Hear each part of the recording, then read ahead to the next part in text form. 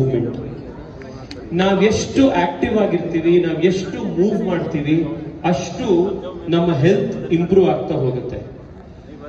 Of all ತುಂಬಾ ಜನ doctors ಇದ್ದಾರೆ. I will not venture to give any medical advice, but most of the literature that is available on longevity, on health, they all point at two things. ಕಡಿಮೆ ತಿನ್ಬೇಕು, ಜಾಸ್ತಿ ಓಡಾಡಬೇಕು. ನಾವು ಅದ್ರದ್ದು ಉಲ್ಟಾ ಮಾಡ್ತೀವಿ ಯಾವಾಗಲೂ.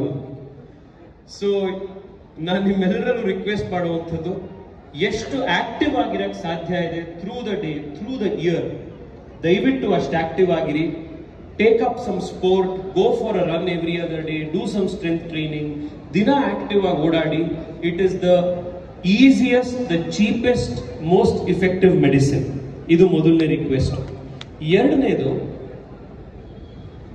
about few weeks ago